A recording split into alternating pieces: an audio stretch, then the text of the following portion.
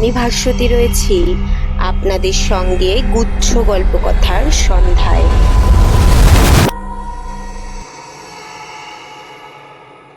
তোমরা কোণারকের নাম নিশ্চয়ই শুনেছ। কোণারক হচ্ছে একটি জায়গার নাম, পুরী থেকে প্রায় 18 মাইল দূরে। সেখানে খুব পুরনো একটি ভাঙাচোরা সূর্য মন্দির আছে। মন্দিরের বেশিরভাগ এখন ভেঙে পড়েছে বটে, কিন্তু যেটুকু এখনো দেখতে পাওয়া যায় তা এত সুন্দর যে পৃথিবীর সব দেশ থেকে দর্শকের দল আসে আগ্রহে। কোণারক ও পুরীধামের মাঝখানকার 18 মাইল জায়গাটাকে মরুভূমি ছাড়া আর কিছুই বলা যায় না। এই মরুভূমির একদিকে দাঁড়িয়ে আছে জগন্নাথের মন্দির, একদিকে আছে কোণারকের সূর্য মন্দির। একদিকে দেখা যায় অনন্ত সমুদ্র এবং আর একদিকে আকাশের সীমারেখা পর্যন্ত চলে গেছে অনন্ত বালির প্রান্তর। এই বালুকার রাজ্যে ছোটখাটো একটি জনজঙ্গল শ্যামলতা পাওয়া যায় কেবল কোণারকের ভাঙা দেউলের আশেপাশে।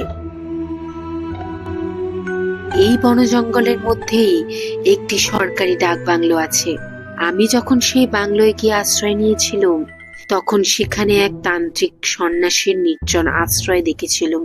বাংলোর ভিতরে দুখানি শোবার ঘর, তার একখানিতে ছিলাম আমি, আর একখানিতে দখল করেছিলেন আরেকজন অপরিচিত ব্যক্তি। পরে তার সঙ্গে পরিচয় হয়েছিল। তার নাম পূর্ণবাবু, কলকাতার কোনো কলেজের অধ্যাপক। এখানে এসেছেন কোণারকের মন্দির দেখবার জন্য। কোণারকের মন্দির থেকে খানিক তফাতে এগিয়ে গেলে পাওয়া যায় চন্দ্রভাগা নদী। একদিন সন্ধ্যার কিছু আগে আমি নদীর ধারে বেরিয়ে বেড়াচ্ছি। হঠাৎ আমার পায়ে কিসের ঠোকর লাগলো। হেট হয়ে চেয়ে দেখি বালির ভেতর থেকে কি একটা জিনিসের আধখানি বেরিয়ে রয়েছে। খানিক টানাটানি করতেই জিনিসটা সাবধানেই বেরিয়ে পড়লো। ভালো করে পরীক্ষা করে বুঝলাম সেটা হচ্ছে অদ্ভুত আকারের এক বাঁশি। অন্যমনস্ক ভাবে সেটাকে হাতে নিয়ে আমি আবার বাংলোর দিকে ফিরলুম। যখন বাংলোর খুব কাছে এসে পড়েছি তখন কেন জানি না আমার মনে হলো একবার পিছন পানে ফিরে তাকানো উচিত। সঙ্গে সঙ্গে ফিরে দাঁড়িয়ে দেখি নদীর ধার থেকে একটা মানুষের মূর্তি হন হন করে আমার দিকে এগিয়ে আসছে। তার যেন খুব তাড়া, অথচ সে কিছুতেই তাড়াতাড়ি আসতে পারছে না। অন্তত তার ভাবভঙ্গি দেখে আমার এরকমই মনে হলো। সে যেন আসছেই। সে আসছে অথচ আসতে পারছে না। সন্ধ্যার আসন্ন অন্ধকারে মূর্তিটাকে স্পষ্টভাবে দেখা যায় না, অথচ তাকে ভালো করে দেখবার জন্যে মনের ভিতরে একটা আকর্ষণ জেগে ওঠে। বাংলোর ঘরের ভিতরে বসে বাতির আলোতে বাঁশিটাকে ভালো করে পরীক্ষা করে দেখলুম। বাঁশিটা মোটেই একালের নয়, তামার বাঁশি, এবং বয়স হয়তো কোণারকের মন্দিরের মতোই সুপ্রাচীন। তার গায়ে কতগুলো যেন অক্ষর খোদাই রয়েছে, কিন্তু সেগুলো যে কোন ভাষার অক্ষর কিছুই বোঝা গেল না। এই সেকেরে বাঁশিটা কখনো বাজে কিনা দেখবার জন্যে তার রন্ধ্রে একবার ফু দিলাম। আমার সেই সামান্য ফুয়েই বাঁশিটা হঠাৎ আশ্চর্য তীক্ষ্ণ তীব্র স্বরে বেজে উঠল। বাঁশি যে অত জোরে বাজতে পারে এটা ছিল আমার কল্পনার অতীতে। অত্যন্ত চমকে উঠে বাঁশিটা টেবিলের উপর রেখে দিলুম এবং সঙ্গে সঙ্গে শুনলুম একটা এলোমেলো ঝোড়ো হাওয়া বাহির থেকে ঘরের ভিতরে ঝাঁপিয়ে পড়ল। বাতিটার গেল নিভে। জানালা বন্ধ করে আমি আবার বাতিটা জ্বালালুম এবং তারপরেই শুনলাম ঘরের দরজায় কে করাঘাত করছে। আস্তে আস্তে উঠে দরজা খুলে দিলুম, আর একটা ঝোড়ো হাওয়ার দমকা এসে ঘরের ভেতরে ঢুকে পড়ল, কিন্তু দরজা খুলে কাউকেই দেখতে পেলুম না। ভাবলুম আমার ওই মনের ভ্রম, দরজায় শব্দ হয়েছে হাওয়ার জন্যই। সে রাত্রে হাওয়ার জোর ক্রমেই বেড়ে উঠতে লাগলো। দরজা জানলার ক্রমাগত ঠেলা মেরে পাগলা হাওয়া কেবলই যেন ঘরের ভিতরে আসতে চায়। তার আওয়াজ শুনে আমার মনে হলো কোণারকের প্রাচীন ভগ্ন মন্দিরের আত্মা যেন করুণ আর্তনাদ করছে, যেন দেউলের সমস্ত পাথরের মূর্তি হঠাৎ আজ জ্যান্ত হয়ে কাতর কান্না শুরু করে দিয়েছে। অসংখ্য যক্ষ রক্ষ কিন্নর ও নাগকন্যার দল যেন এই বাংলোর চারিদিকে ঘিরে দল বেঁধে দাঁড়িয়ে রয়েছে। দরজায় করাঘাত করছে তারাই। এরকম সব কথা মনে হওয়া মনের খুব ভালো অবস্থার লক্ষণ নয়। মন থেকে এই সব দুশ্চিন্তা তাড়িয়ে এখন ঘুমোবার চেষ্টা করাই উচিত। চেয়ার ছেড়ে উঠে ধীরে ধীরে বিছানায় গিয়ে শুয়ে পড়লুম। খানিক পরেই চোখে একটু তন্দ্রার আমেজ এলো, কিন্তু ঘুম আসবার আগেই আমার কেমন সন্দেহ হলো যে বিছানায় আমি আর একলা নেই। আমার পাশেই যেন আর একজন কেউ শুয়ে আছে। টেবিলের উপরে বাতিটা তখনও জ্বলছিল। সেই আলোতে আড়ষ্টভাবে পাশ ফিরে দেখলুম বিছানায় আমি ছাড়া আর কেউ নেই। নিজের মিথ্যে ভয়ে নিজেই মনে মনে হেসে আমি আবার চোখ মুদে ফেললুম। কিন্তু তখনই আবার মনে হলো আমার পাশে আর একজনকে শুয়ে পড়েছে। কিন্তু এবার এই অলক কল্পনা নিয়ে আর মাথা না ঘামিয়ে আমি নিদ্রা দেবীর আরাধনায় নিযুক্ত হলুম। সকালবেলায় বেড়াতে বেরিয়েছি। পূর্ণবাবুর সঙ্গে দেখা। তিনি কিরকম এক চোখে আমার দিকে তাকিয়ে আছেন দেখে আমি জিজ্ঞাসা করলুম, আমাকে কিছু বলতে চান? পূর্ণবাবু বললেন, আগে হ্যাঁ, কাল সারা রাত কি আপনার ভালো ঘুম হয়নি? কেন বলুন তো? কাল সারা রাত আপনার ঘরের ভিতর থেকে নানা রকম শব্দ এসেছে। কে যেন চেয়ার টেবিল সরাচ্ছে, ঘরময় লাফালাফি আর ছুটোছুটি করে বেড়াচ্ছে, দুমদুম করে জানলা খুলছে আর বন্ধ করছে। এইসব গোলমালে আমিও কাল রাতে ঘুমোতে পারিনি। আমি বললুম, এ তো ভারী আশ্চর্য কথা, কাল সারা রাত আমার তো ঘুমের কোনো ব্যাঘাত হয়নি।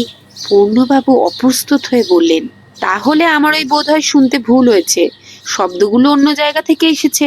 এমনই সব কথা কইতে কইতে ফিরে এসে আমরা বাংলোর বারান্দায় উপরে উঠেছি। এমন সময় আমার ঘরের ভিতর থেকে হাউমাউ করে চেঁচাতে চেঁচাতে একটা বালক ছুটে বেরিয়ে এলো। বাংলোর রক্ষকের ছেলে। ভয়ে সে ঠকঠক করে কাঁপছে। আমি তার কাছে গিয়ে জিজ্ঞাসা করলাম, কি রে, কি হয়েছে? ও ঘরের খাটে কে বসে আছে। দৌড়ে ঘরের ভিতরে গিয়ে হাজির হলুম। খাটের উপরে কেউ নেই, কেবল বিছানার চাদরখানা এলোমেলো হয়ে গুটিয়ে পাকিয়ে ঘরের মেঝে পড়ে রয়েছে। বালক বললে, না, সে ওই খাটেই বসেছিল, ঠিক যেন একটা সাদা কাপড়ে তৈরি মূর্তি। আমাকে দেখেই সে খাট থেকে নেমে এলো। পূর্ণবাবু বললেন, বোধ হয় এখানকার কোনো লোক চাদর মুড়ি দিয়ে ছেলেটাকে ভয় দেখিয়ে আবার পালিয়ে গেছে।